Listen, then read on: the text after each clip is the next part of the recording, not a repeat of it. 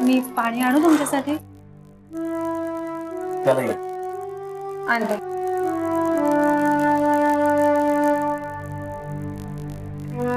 साहेब बरं वाटतंय का आता? हा बरं बरं.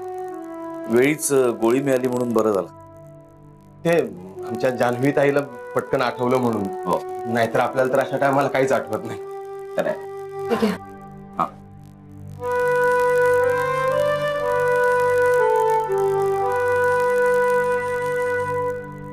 तू देते. तू काय घेणार? चहा, कॉफी? नाही काही नको, मी जातोय आता, बँकेत जायला पाहिजे ना. अरे असं कसं? जान्हवी प्लीज एक काम करतेस प्लीज? हो बोला ना. इकडे आतमध्ये एक निळ्या झाकणाचा डबा आहे, तो आणते जरा प्लीज. आणते.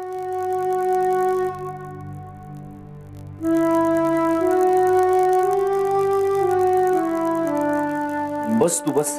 नाही ठीक आहे, मी नको. असं काय करतोस?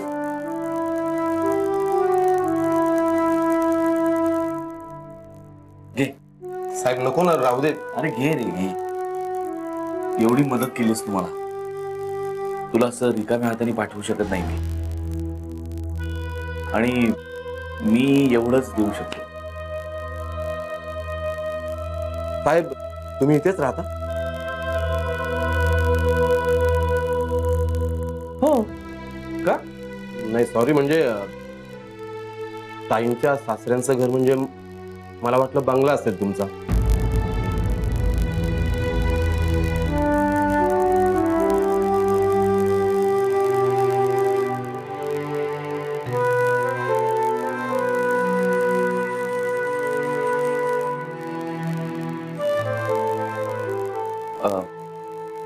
आवडलं ना तुला? हो. घे ना अजून दे. नाही नको, बस मला निघायला हवं. येतो मी. नितीन तू पुढे हो, मी येतेच. हो साहेब येतो मी. येतो मी. हा थँक्यू.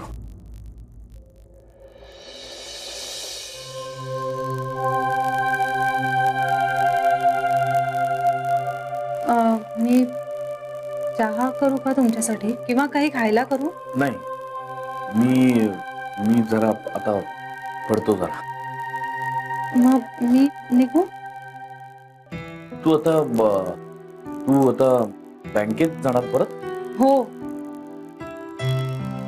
तू बँकेत नोकरी करतेस, मला आश्चर्यच वाटलं एकदम. गेली 5 वर्ष करते आणि लग्नानंतरही नोकरी करण्याबाबत कोणाचीच हरकत नाहीये.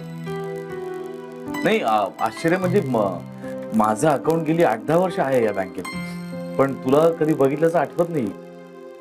मलाही नाही आठवत आहे.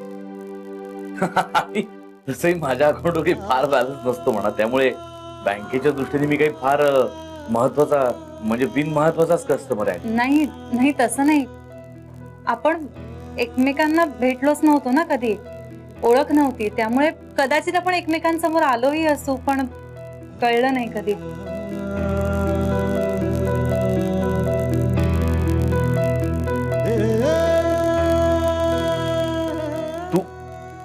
तू घे ना कुकीज. हो घेते ना. गेल्या वेळी खूप छान झाल्या होत्या, आवडल्या होत्या मला. हो, मग मला फार आवडतं हे सगळं करायला.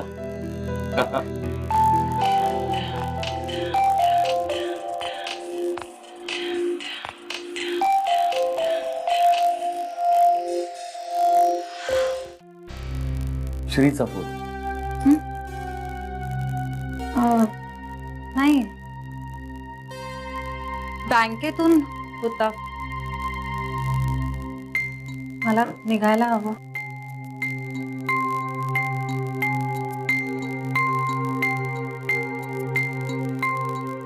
तुम्ही एक गोळी कायम बरोबर का नाही ठेवत? ऍक्च्युली मला तसंच करावं लागेल.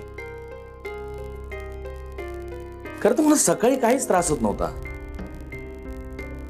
बरं का, सकाळी मला काहीच त्रास होत नव्हता. आज अचानक बँकेत व्हायला लागला त्रास. पण मी आता घेईन एक गोळी, म्हणजे काळजी घेईन मी नक्की. मी निघू आता? नाही मग तू तू अचानक आलीस ना एकदम. मला कल्पना नव्हती की तू येणार आहेस. मी काढून ठेवली असती हे, कारण जपून ठेवली होती मी खूप. ही सीडी. कसली सीडी? हं? कसली सीडी आहे काका? जुन्या गाण्यांची. सगळी अप्रतिम अशी जुनी गाणी आहेत त्याच्यात. आणि सगळी गाणी ना आईच्या खूप आवडीची आहेत. खर तर तिला स्वतःच्या हाताने ही सीडी द्यायची होती मला, पण आता कधी जमेल का जमणारच नाही माहित नाही. पण निदान तिच्यापर्यंत पोचेल तरी, म्हणजे तू दे तिला. हा आणि तू दिली आहेस असंच सांग. म्हणजे मी दिली असं सांगितलं तर ती घेणार नाही कदाचित नाही, नाहीच घेणार नाही घेणार.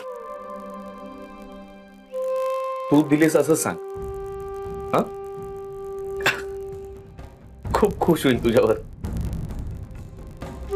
खूप कौतुक करेल तुझं बघ. तुमच्या वाटणीचं कौतुक करून घेते असं वाटत राहील. नशीब असतं गजाचं.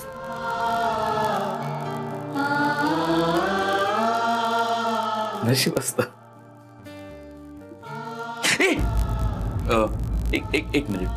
एक मिनिट.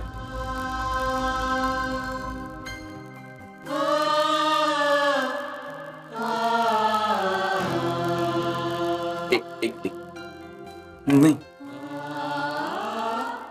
हे ना तू हे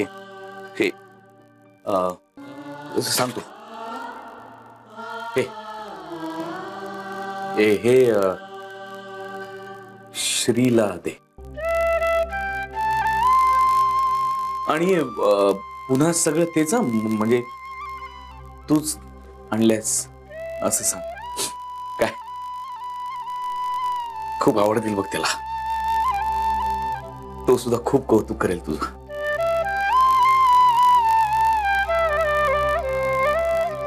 हो, खूप तिरस्कार करतो ना तो माझा.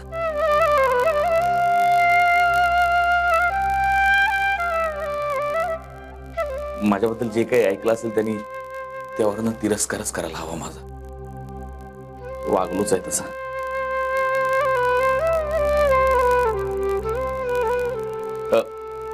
जान्हवी,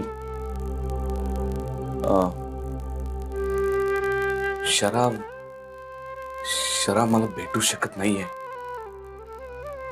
कळतंय मला सगळं, समजू शकतोय मी. तू फक्त माझा एक निरोप देशील तिला? हा, देशील? तिला सांग की काही झालं तरी आईची साथ सोडू नको म्हणावं. हा,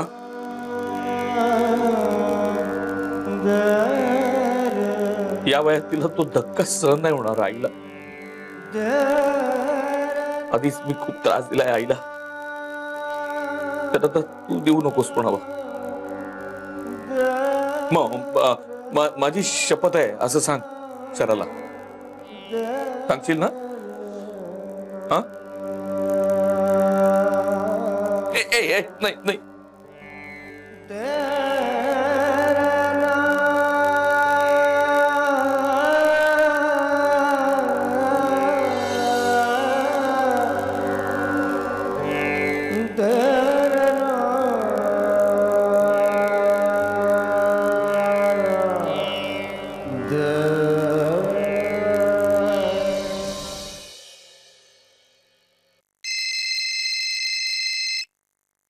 एक्सक्यूज मी, एक मिनिट.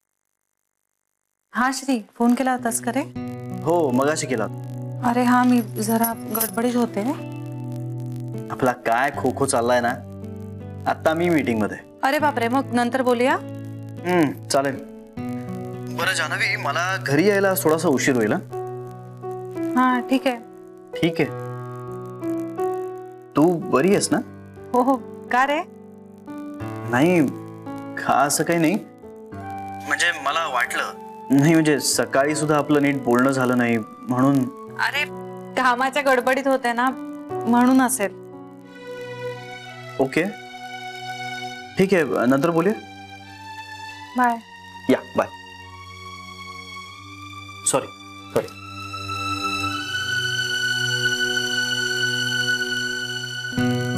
खरंच धावपळ झाली आहे ना तुझी? हो अगं, पण पर्यायही नव्हता काही. आता कसे आहेत ग ते?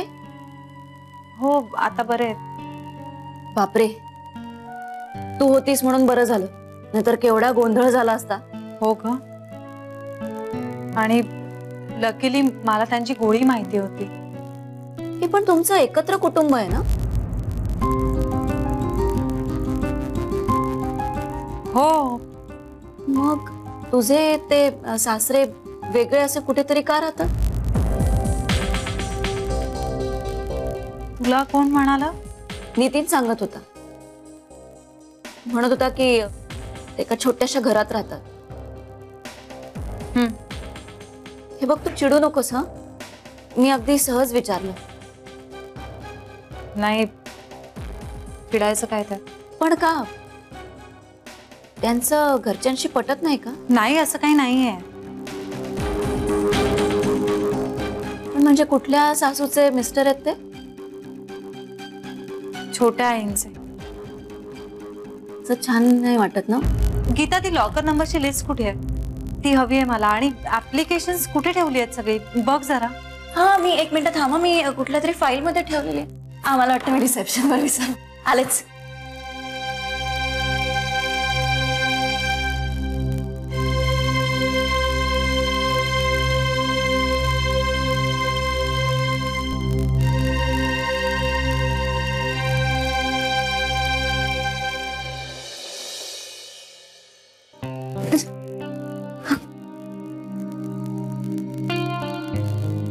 काय झालं? बरं झालं आलीस तू. मी तुझीच वाट बघत होते. मग म्हटलं वेळ आहे तर थोडा पोथी वाचते. तर थांब, पाणी आणते हा तुझ्यासाठी. येते ना. अगं आणते मी, दमून आलीस तू, थांब.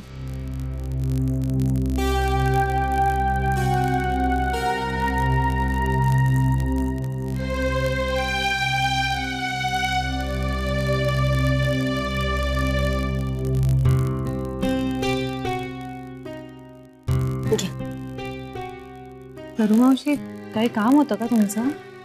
हो ग, तुला घाई नाहीये ना? नाही नाही, बसा ना. अगं जान्हवी, तू शरूशी बोलली आहेस का ग? का फारसं बोलणं झालं नाहीये तुमचं? नाही म्हणजे तसं बोलणं होत असतं, पण तुम्ही कशाबद्दल बोलताय? अगं आज झालं काय, शरू अपसेटच होती जरा, म्हणून मग आम्ही तिच्याशी बोलायला गेलो. इंदुबाईंनी, मी आणि ताई. शरू रडतच होती आणि रडता रडता एकदम त्या दोघींना म्हणाली, तुमचे नवरे असं म्हणतात कुठेही दिसत नाही, पण माझा हाडामासाचा नवरा डोळ्यांसमोर असतो म्हणून त्याला भेटावं असं वाटतं मला. अरे देवा. त्या दोघींना बिचाऱ्यांना इतकं वाईट वाटलं ना. नाही सरू मावशी, अहो छोट्या आई चुकून बोलून गेल्या असतील. म्हणजे असं होतं ना कधीतरी, भावनेच्या भरात आपण बोलतो. तेच तर म्हणते मी जान्हवी, हल्ली शरयूच्या बाबतीत हे सारखं होत चाललंय. मुद्दाम करत नाहीच आहे ती, पण भावनेच्या भरात नकळत सगळ्यांना दुखावते ती. आणि भावनेच्या भरात जरी असलं तरी हे सारखं सारखं होणं बरं नाही ना. फारच खचल्यात त्या. हो ना ग, तिचा तोल ढळत चाललाय, ताबा सुटायला लागलाय मनावरचा. पण कसं आहे ना सरू मावशी, आपण त्यांना कितीही काही समजावलं तरी जोपर्यंत त्यांना काही वाटत नाही तोपर्यंत यातून बाहेर पडूच शकणार नाहीये. पण मग तू तिच्याशी बोलणारच नाहीयेस का? नाही नाही सरू मावशी, आपण आपले प्रयत्न करत राहायचे. मी बोलीन त्यांच्याशी. हो ग, तू बोलच तिच्याशी. म्हणजे बोलत आपण सगळेच असतो ग, पण एखाद्याचं म्हणणं पटतं एखाद्याला, आणि तुझ्या बाबतीत ना तिचं तसंच आहे. म्हणून म्हणते तू बोल शरुशी. जान्हवी, शरूची स्थिती खूप वाईट आहे ग. लवकर काहीतरी करायला हवं, नाहीतर काहीतरी भयात. नाही नाही सरू मावशी, असला काही विचारही करू नका. मी बोलते ना छोट्या आईंशी. तसंही त्यांना निरोप द्यायचाच आहे. मी लगेच बोलते त्यांच्याशी. हो, सॉरी जान्हवी, तुला आल्या आल्या त्रास दिला ना मी. नाही सरू मावशी, उलट बरं केलं तुम्ही असं सांगितलं. या गोष्टीचा सिरियसनेस मलाही जाणवतोय ना. नका काळजी करू, माझ्या परीने जे शक्य होईल ते सगळं करीन मी. मला खात्री होतीच. थांब, चहा करते तुझ्यासाठी. नाही सरू मावशी, तुम्ही बसा बघू. अगं इतके लाड करू नका माझे, मला सवय लागेल. मी पटकन हातपाय धुवून घेते आणि आधी जाऊन छोट्या आईंना भेटते. आलेच.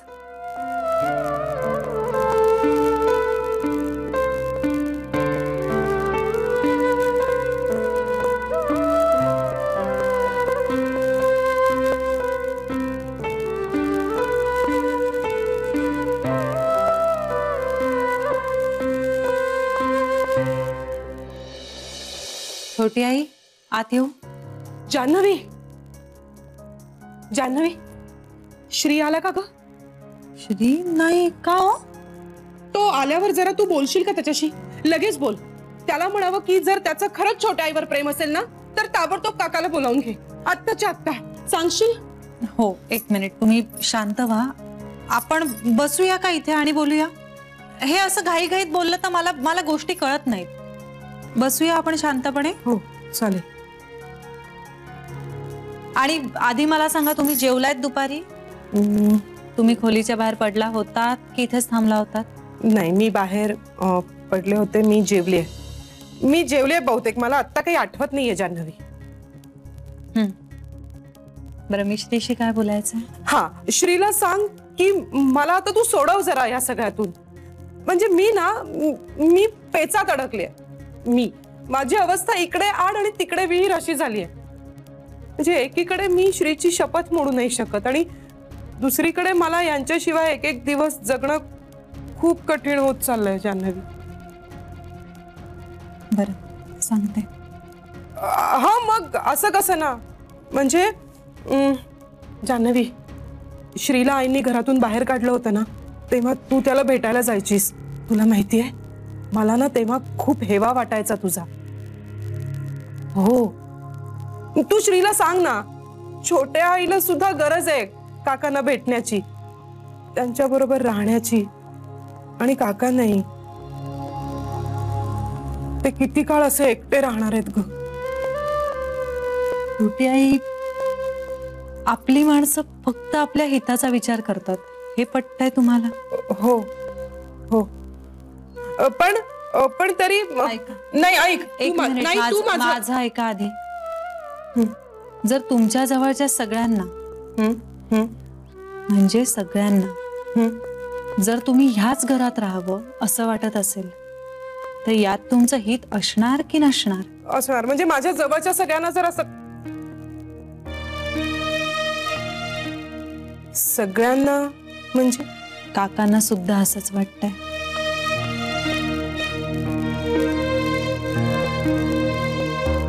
मी यांना भेटली होतीस? हा, हे भेटले होते तुला? काय म्हणाले? हा, सांग ना. काय म्हणाले? त्याने निरोप दिलाय तुमच्यासाठी एक. मला निरोप दिलाय?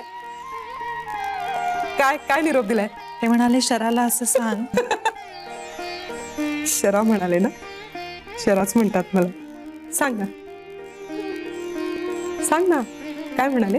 ते असं म्हणाले, शराला सांग, काही झालं तरी आईंची साथ सोडू नकोस. त्यांना या वयात अजून दुःख देऊ नकोस.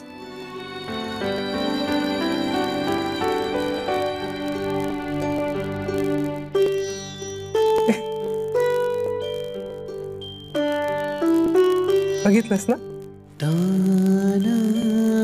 बघितलंस किती मोठ्या मनाचे आहेत ते. एवढा जीव चाललाय पण अजूनही आईचाच विचार करतात. आई वेड आहेत ते, अगदीच आई वेड आहेत. आणि आईंनी मात्र तोंड फिरवलंय. मुलगा एवढं जीवापाड प्रेम करतो पण आई छोटी आई, आई आजींनाही वाईट वाटत आहेस ना? म्हणजे असणारच, मुलगा आहे त्यांचा शेवटी. तू नको आईची बाजू घेऊस जान्हवी, तुला काही माहित नाहीये. आई यांना म्हणायच्या, कांता प्रत्येक बाबतीत अतिरेक करू नकोस. पण आई सुद्धा प्रत्येक बाबतीत अतिरेक करतातच ना, आणि हे त्यांच्या कधी लक्षातही येत नाही.